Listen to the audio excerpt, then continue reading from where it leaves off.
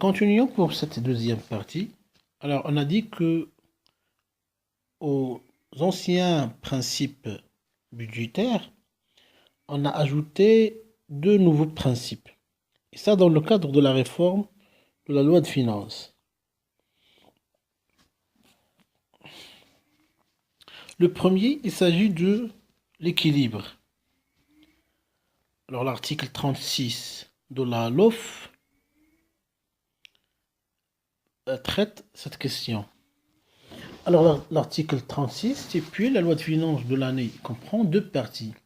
La première partie arrête les données générales de l'équilibre financier et comporte l'autorisation de perception des recettes publiques et d'émission des emprunts, les dispositions relatives aux ressources publiques que la loi de finances peut créer, modifier ou supprimer, les dispositions relatives aux charges de l'État, aux services de l'État gérés de manière autonome et aux comptes spéciaux du Trésor, les dispositions relatives au recouvrement des créances publiques, au contrôle de l'emploi des fonds publics et à la responsabilité pécuniaire et personnelle des gestionnaires du service de l'État, le cas échéant, l'évaluation globale des recettes du budget général, du budget des services de l'État géré de manière autonome et des catégories des comptes spéciaux du Trésor, les plafonds des charges du budget général par titre de l'ensemble des budgets du service de l'État,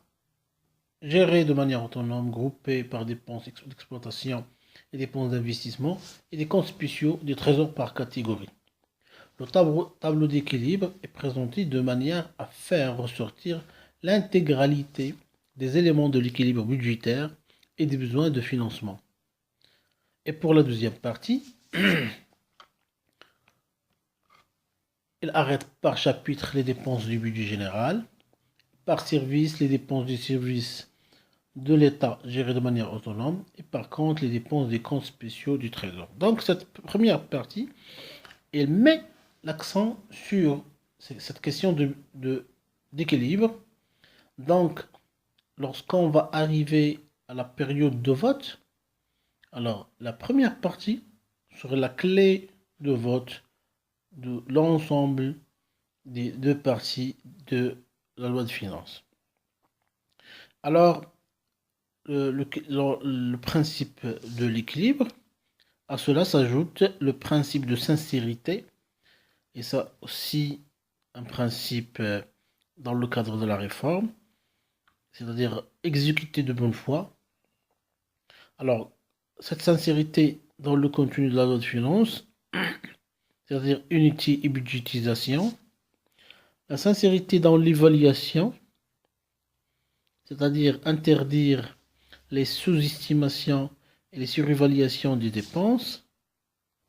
Et la sincérité n'est plus un principe vague parce que l'accord du compte intervient annuellement pour certifier la régularité et la sincérité des comptes de l'État.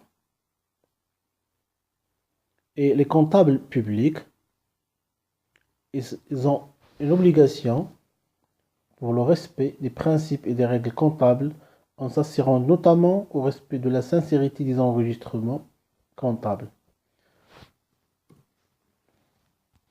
Donc, la sincérité serait un principe sur lequel se basent les rapports entre le pouvoir législatif et le pouvoir exécutif. Maintenant, on va voir l'évaluation des recettes. Comment les recettes de l'État, dans le cadre de la préparation de la loi de finances, comment elles sont évaluées. Alors là-dessus, on a deux méthodes. Il y a la méthode d'évaluation, ou bien les méthodes d'évaluation indirecte. Il y a les méthodes des tantièmes de majoration. Qu'est-ce que c'est? Alors pour la première méthode de l'évaluation indirecte, ce qu'on appelle la règle de la pénultième année. La règle de la pénultième année. Il s'agit là de reconduire d'une manière automatique les résultats effectifs du dernier exercice.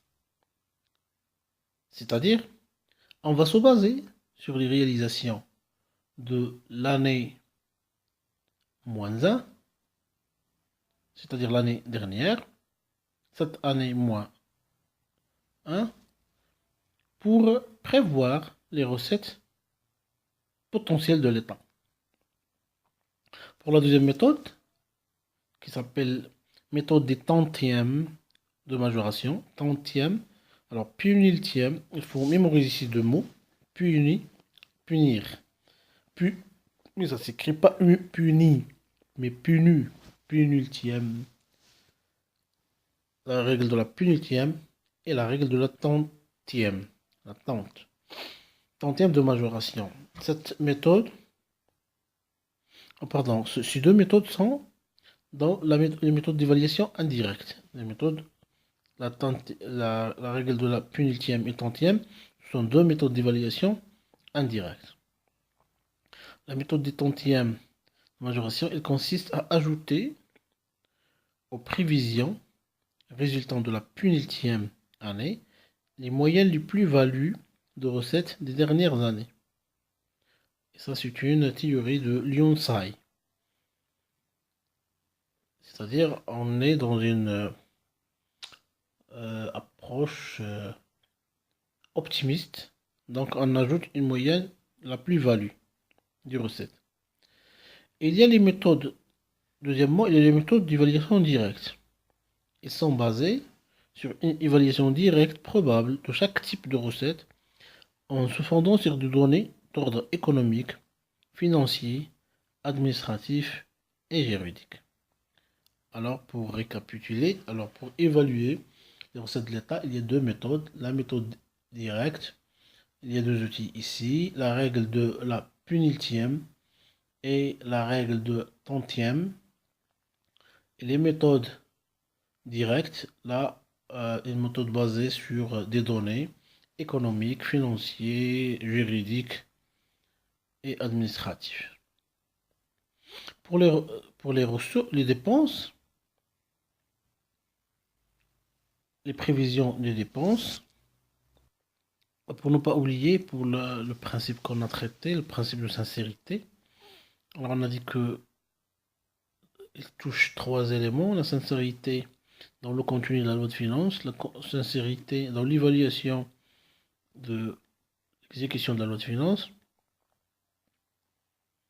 et la sincérité des informations données au Parlement par le gouvernement. Alors, les sources de ce principe, c'est-à-dire le fondement juridique, c'est l'article 10 de la LOF, qui prévoit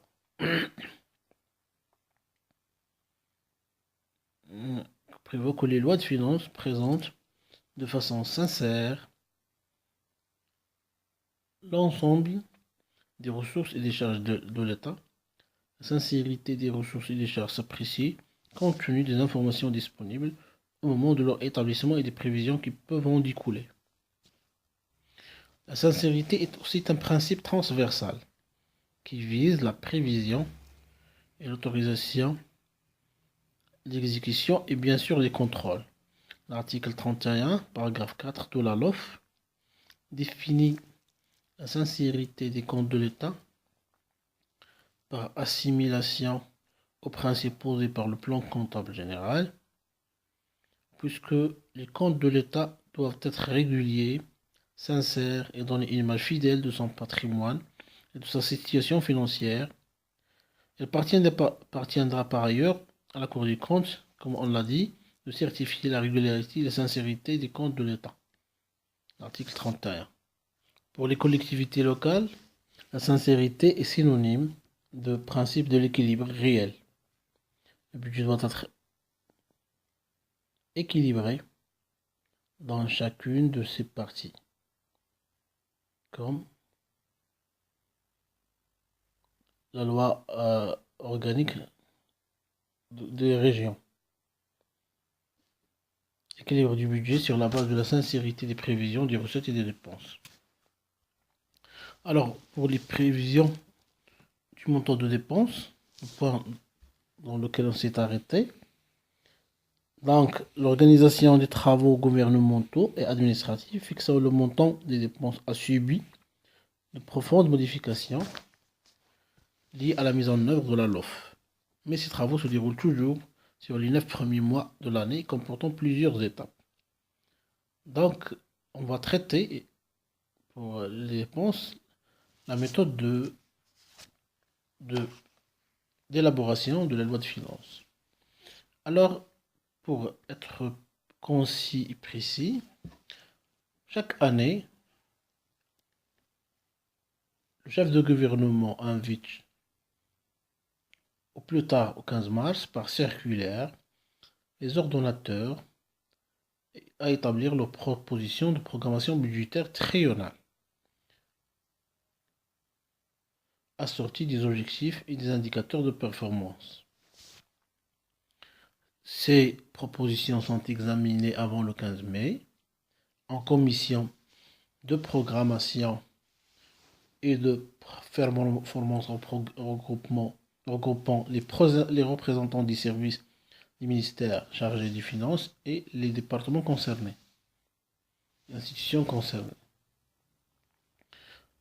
Le ministre chargé des Finances expose avant le 15 juillet de chaque année en Conseil de gouvernement l'état d'avancement de l'exécution de la loi de finances en cours et présente la programmation triennale des ressources et des charges de l'État ainsi que les grandes lignes du projet de loi de finances de l'année suivante. On est donc dans la phase de programmation. Donc, il comporte 3 étapes: avant 15 mars, avant le 15 mai, avant le 15 juillet. Maintenant, on va passer à la deuxième étape, c'est la phase de concertation. La phase de concertation, c'est avant fin juillet, comme cela est mentionné dans la LOF. Le ministre chargé des Finances expose aux commissions des finances du Parlement, avant le 31 juillet, le cadre général de préparation du projet de loi de finances de l'année suivante. Alors, l'exposé comporte l'évolution de l'économie nationale, l'état d'avancement de l'exécution de la loi de finances en cours à la date du 30 juin, les données relatives à la politique économique et financière et la programmation budgétaire triennale globale. Alors,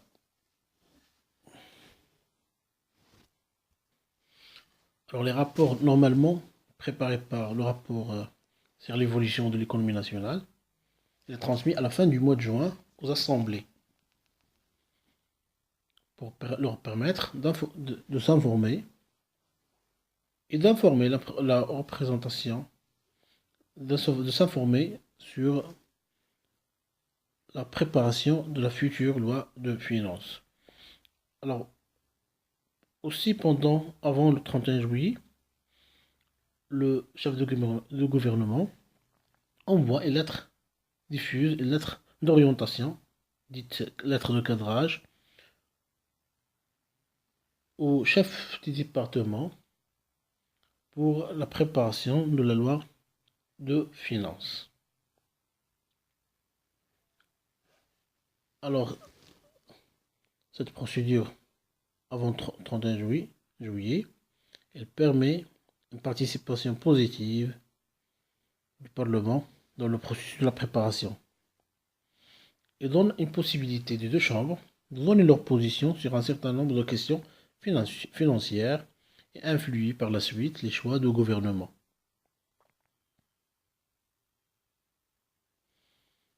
On passe à la troisième phase, la phase d'élaboration et d'arbitrage.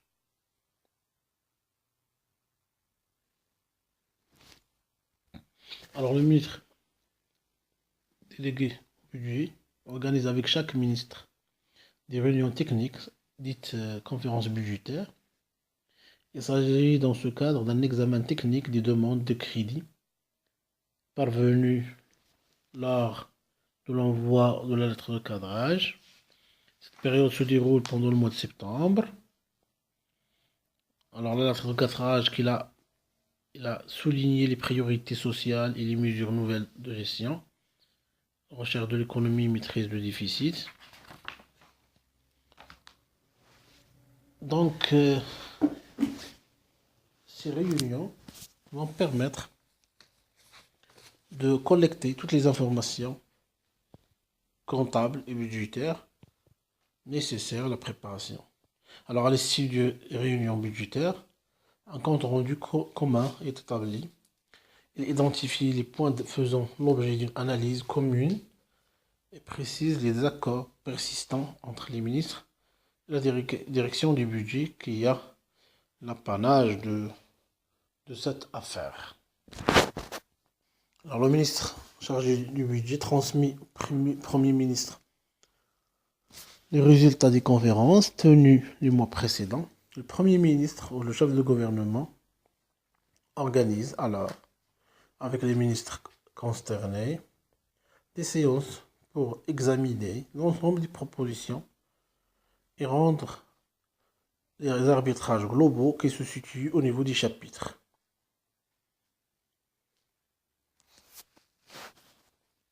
Alors, cette phase de préparation du projet de loi de finances se termine par l'examen et l'approbation par le Conseil,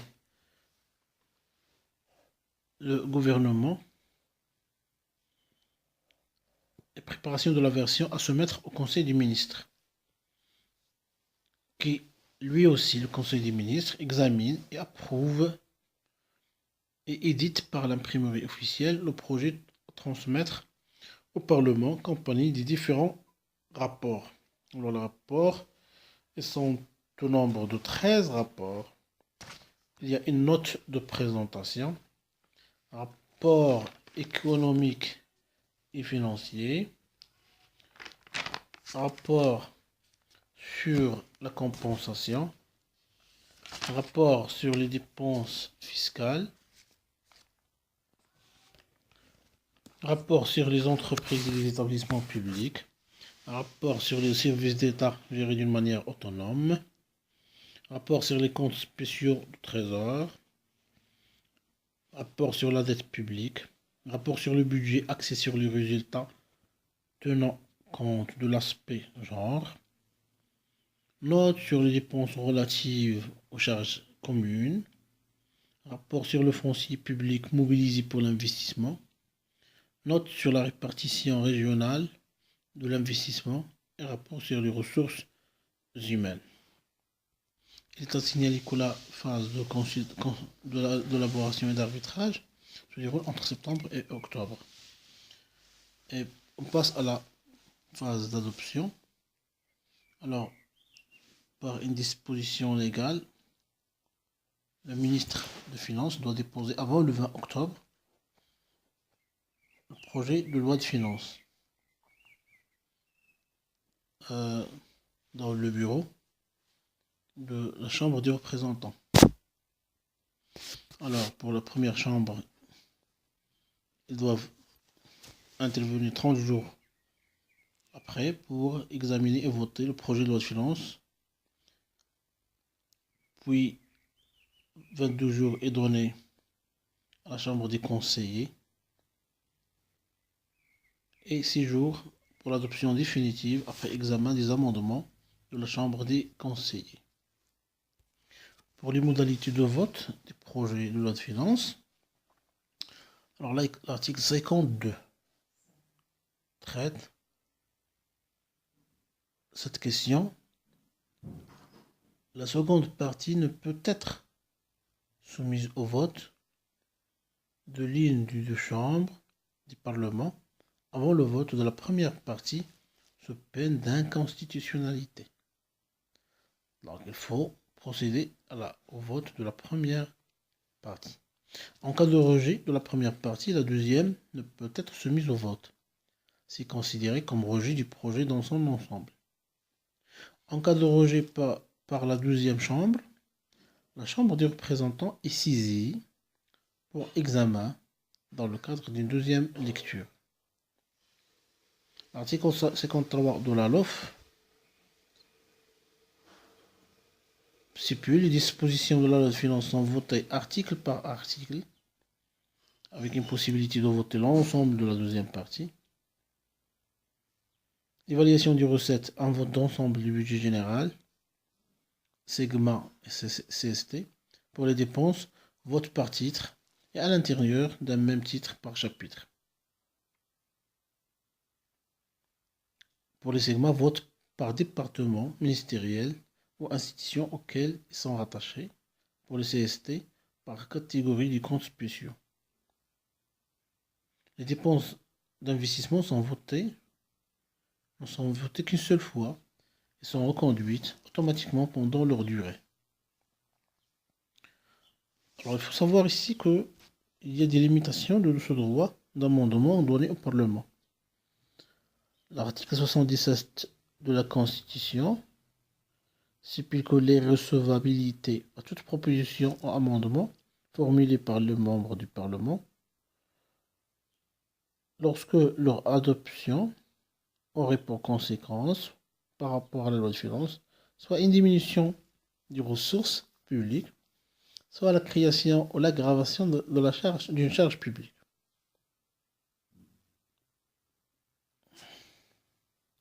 Donc, le gouvernement peut procéder à intervenir pour protéger l'équilibre global des finances publiques en évitant les dispositions à caractère démagogique et empêcher les cavaliers budgétaires. Les amendements fiscaux sont recevables lors du projet de loi de finances et sont les plus fréquents.